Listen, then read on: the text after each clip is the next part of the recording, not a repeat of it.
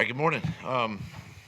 First off, I just want to wish everybody a happy Thanksgiving, and hope everybody gets a chance to get away from their daily routines and spend time with family and friends tomorrow. So I won't be here, but happy Thanksgiving, guys. Thank you. Okay. Hey Doug, what was your fondest memory of playing in Miami for the Dolphins? Well, actually, the fondest memory was actually here in Philadelphia with the Miami Dolphins and winning Don Shula's 325th.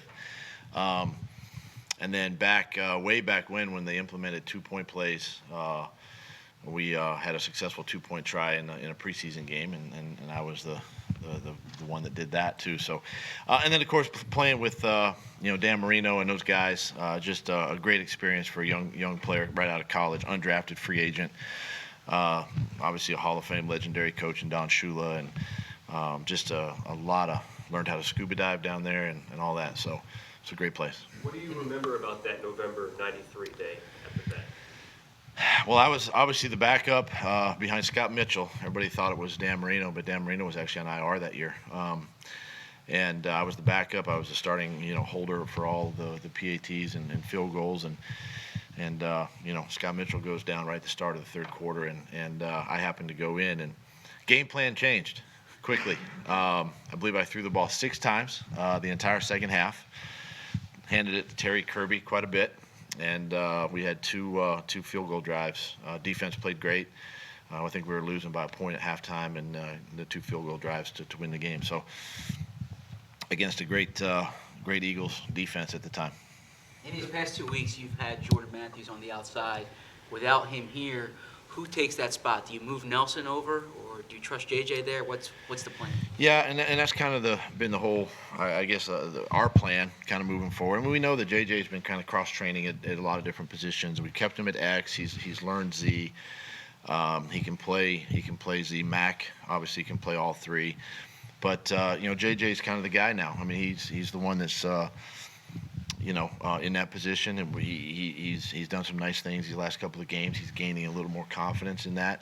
Nelly obviously can play over there, and then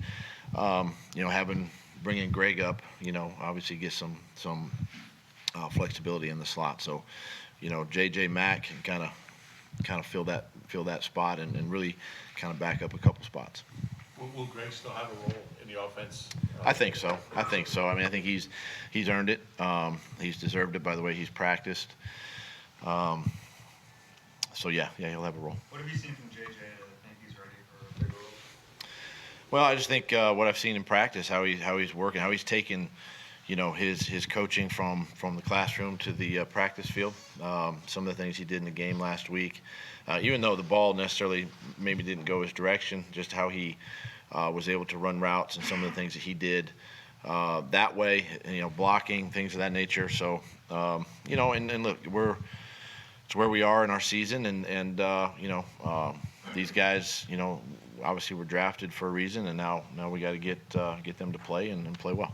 As a quarterback who's played in the league, how impressive is a Ryan Fitzpatrick who just seems to find a job every year, seems to find a way to keep sticking in this league? A lot of respect for what he's done, his career. Go back to last year when we faced him, Tampa Bay, and he's a competitor. I love watching him play. He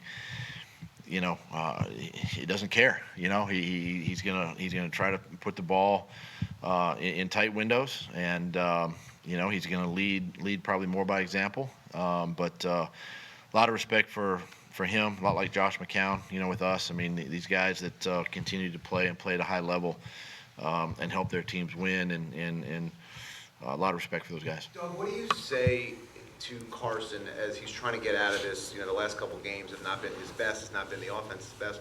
What do you say to Carson to keep him confident, during this final stretch here and Sunday in Miami? I think the biggest thing for me and him, and not only our relationship, but also just coaching him on the field is just you just got to let, easier said than done, but you got to let the offense just kind of work. Let the guys around you work. Trust your offensive line. Sometimes even trust your defense. And knowing that we've got a pretty good defense right now, and they're playing well here in the last couple of weeks. And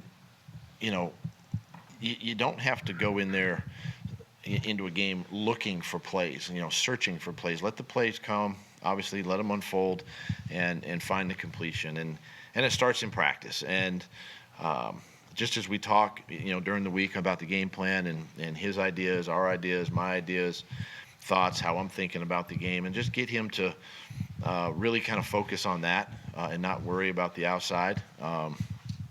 Keep it one play at a time mentality. Those are all things that we continue to talk with him about, where he doesn't feel like he's got to do everything. It seems like that's confidence that Carson and this offense that has struggled is going to be able to snap out of it. What have you seen, and what do you believe you may be able to snap out of this year? Well, I think we've done it in the past. We've had. I mean, you look at the kind of the way our schedule's gone. I mean, we've lost 2, we've won 2, we lost 2, we've won 2. We've kind of been down that path just a little bit, but we've always bounced out of it. And this is a resilient group, and I can obviously help that with play call, play design, with myself and Mike Rowe, and so I've seen it this year, how we've been able to kind of bounce out of these tough times and get it back on track. That's been your message for Carson for a while now, is to kind of let the offense work and not try to do too much. Why do you think it hasn't maybe sunken in as much as you would have hoped? That's the thing is, that's my message to the team. That's my message to the entire offense. And that's what I tell them all the time, every day. You guys are asking me a question today, and then it goes a couple days, and you ask me again. So you're hearing it like every third day, where I'm talking about it every day with the teams. That make sense? So it's no different, even defensively or on special teams. Just let the game come to you. Make the plays that when they come your way, you make the play. If you're a defender, guy in space, you get him on the ground. You make a play. And so that's no different with Carson. It's no different with any of our players, with the offensive line, whatever it might be.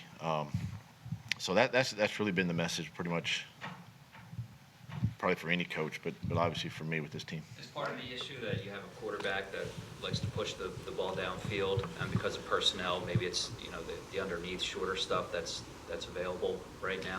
I mean, is that? I think that's part of it.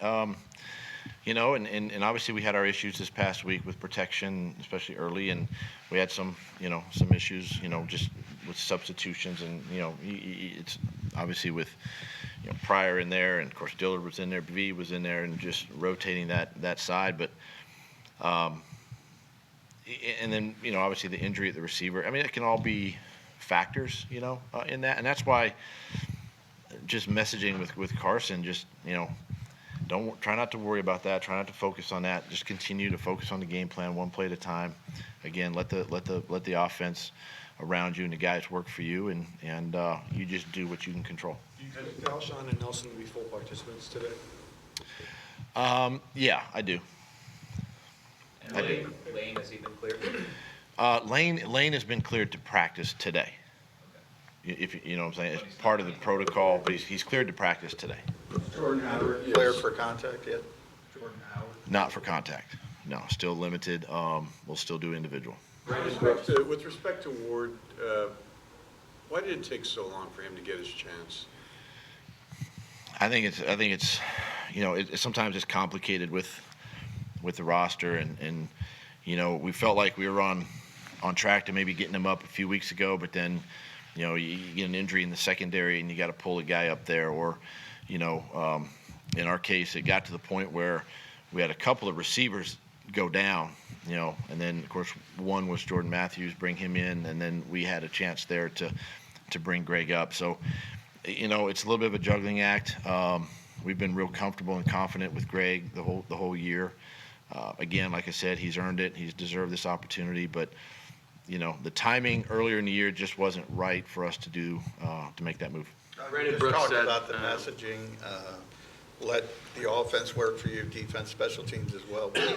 When you have a quarterback that extends plays like Carson, and that's one of the strengths of his game, how do you straddle that line? Because the off-schedule stuff at times can be very effective, but you mentioned Monday, got to end every drive with a kick, so you can't turn the football over. So yeah. How do you kind of weigh that?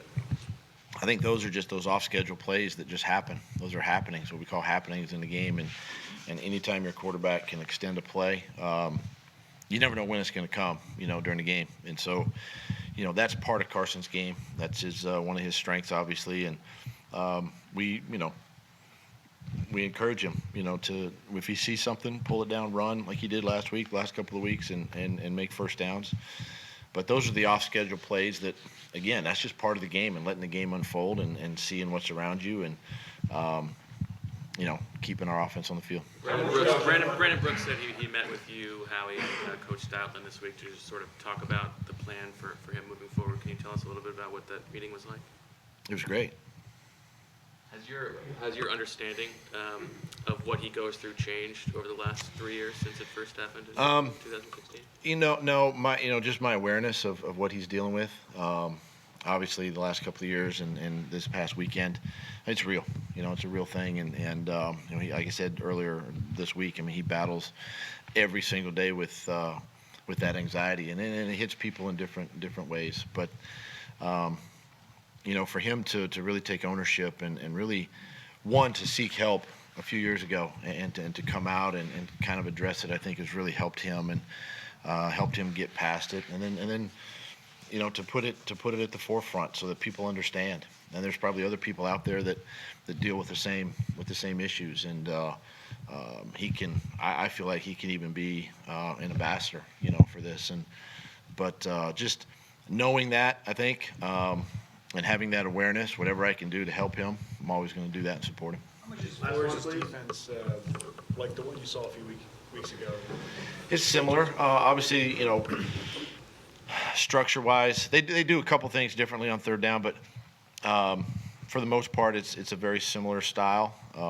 They are playing a lot of one-high defense, single safety, middle of man, mixed in there two deep. That obviously the Patriots did a couple weeks ago, but personnel is different, obviously, but you do see some of the same structure. Doug, with Jordan, it's been a few weeks now. Are you seeing improvement with that shoulder? And is there concern that this could be a kind of a really long-term thing? It's day to day. It is progressing. It's trending obviously in the right way. We just got to make sure that he gets his strength back before we put him back out there. Thanks. Okay, thanks, guys.